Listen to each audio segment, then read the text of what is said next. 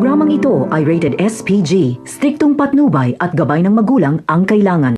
Nagpantig nga ang tenga ni Tanggol noong marinig niya kay Bubbles na sinaktan ni Labong sila Celso.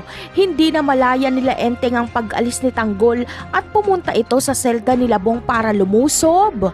Nakita nga nila Enteng na nagkakagulo na.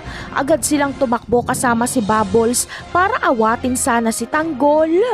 Ngunit hindi nagpaawat si Tanggol, pinagbubugbog niya si Labong. Ayon kay Tanggol ay ilabas daw umano ang tapang ni Bong. Ngunit wala nang mailalabas pang tapang si Bong dahil hindi na nga ito makatayo at basag na ang muka. Labis naman ang pagsisisigaw ni Bubbles para tumigil na si Tanggol at pagsira sa muka ni Bong. Ayaw kasi ni Bubbles na mapatay ni Tanggol si Bong. Natigil lang ang gulo na ito noong dumating sila Espinas. Agad na bumunot ng baril si Espinas at nagpaputok. Sa pagkakataong ito ay hindi pataas ang kanyang pagpapaputok kundi diretso sa kinaroroonan nila Tanggol at Bong. Kaya malamang sa malamang ay may tinamaan dito si Espinas. Sa kabilang eksena naman ay gagawin nga ni Olga ang lahat para masibak si Espinas.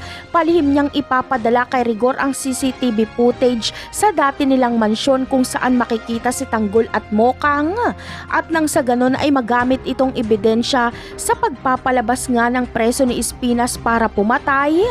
Ngunit ano naman kaya ang magiging ganti ni Espinas kay Olga?